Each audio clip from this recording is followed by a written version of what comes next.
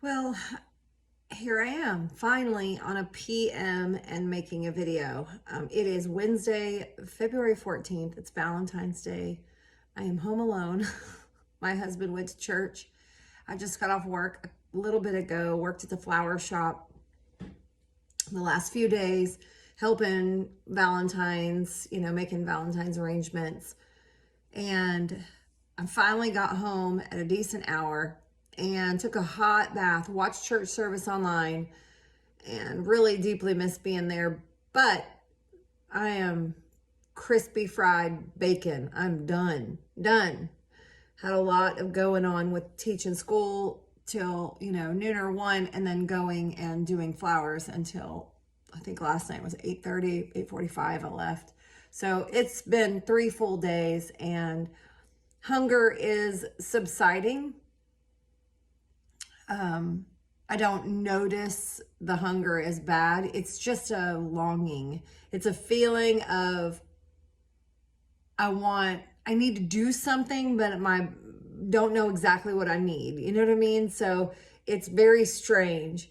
I know I can't eat. I've told myself no enough times now that eating is not an option. Like, I'm not going to be tempted into going to the fridge and just grabbing something and eating it.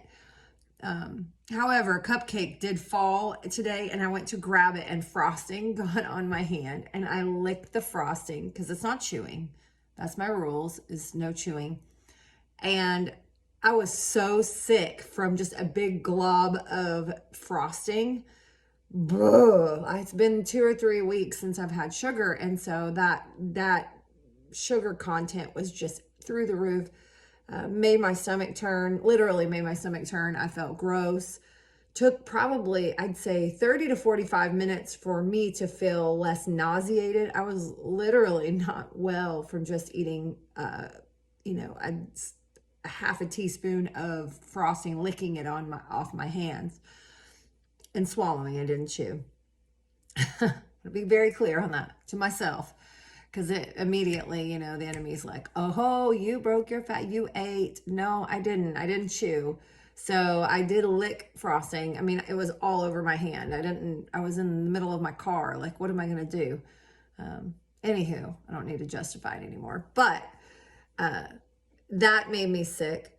But I'm not tempted to go like ravage the refrigerator and make a sandwich and eat it really quick. I'm done with that. It's just a longing. And really, that's what fasting is. It's to produce that longing so that you don't long for food. You long for, you do long for food. But instead of food, you take that longing and give it to God. And you spend time with Him. And it has been not a successful journey so far. At the end of day 8 that I have spent ample time in God's presence. I've been really, I would hate to say so busy that I can't do that, but it's just one thing after another.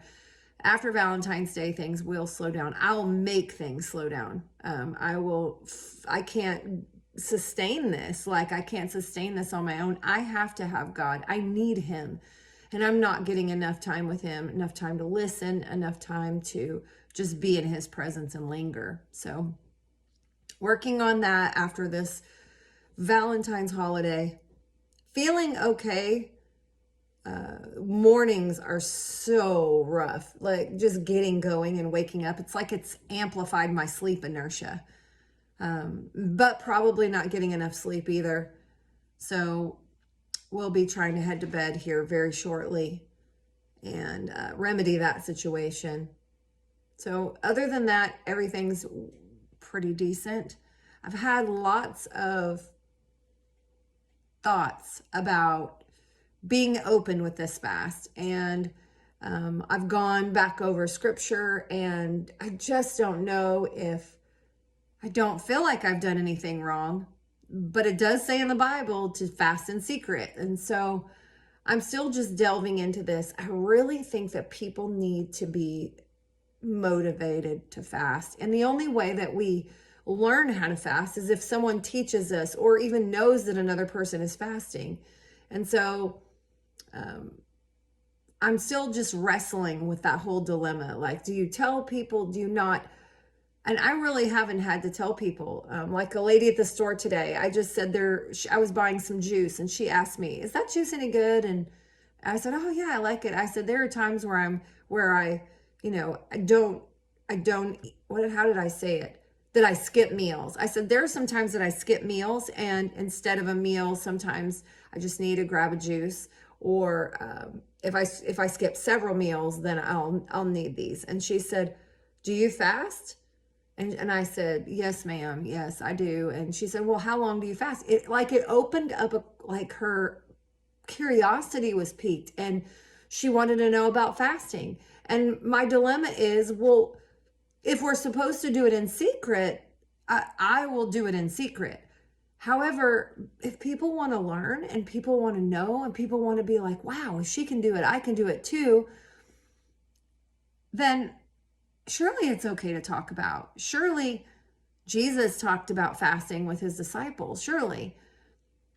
So I'm just still wrestling with that whole dilemma. Of course, I would never walk up to someone and say, "Hey, I'm fasting. I'm so important." That's not what I'm talking about. I'm talking about if the subject comes up, if someone notices that you are not eating, do you just, "Oh, I'm just not eating," and then keep them wondering? Or, or if they ask you straight out, "Are you fasting?"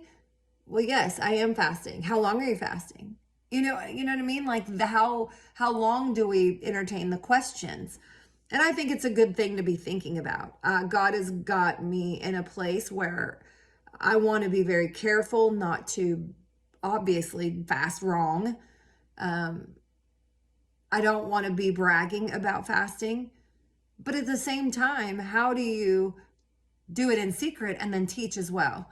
So I think it's a great topic to kind of debate. Of course, I always look at scripture. I'm always listening to sermons or listening to podcasts or reading books about fasting so that I can learn from other people. See, if you don't talk about fasting, I have a book right here called The Atomic Power with God Through Fasting and Prayer. It's an old school book. It was written in 1946 and then re-released a few years later, and then revised and revamped and released in the 2000s. And it is incredible. It's like stories and people talking about fasting. And I love that.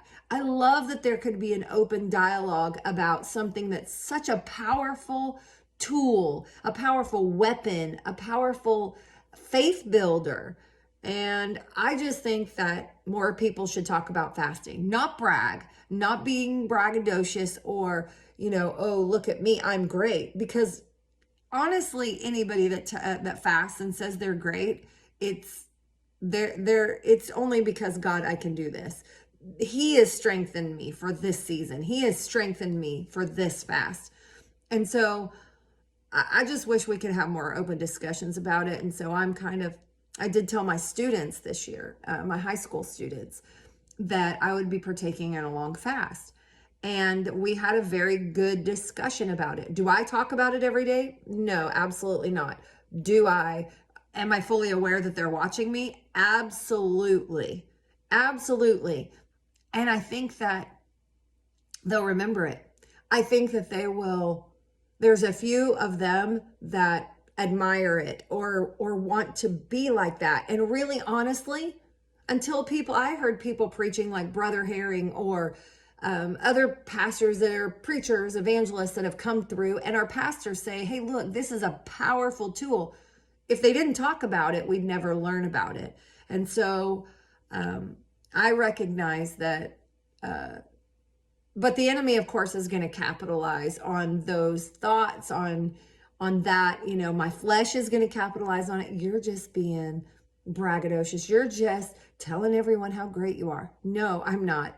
I think anybody that knows me well enough to know that I know very well my personal limitations, and I'm not scared to talk about my personal limitations. I'm not scared to talk about my strengths either.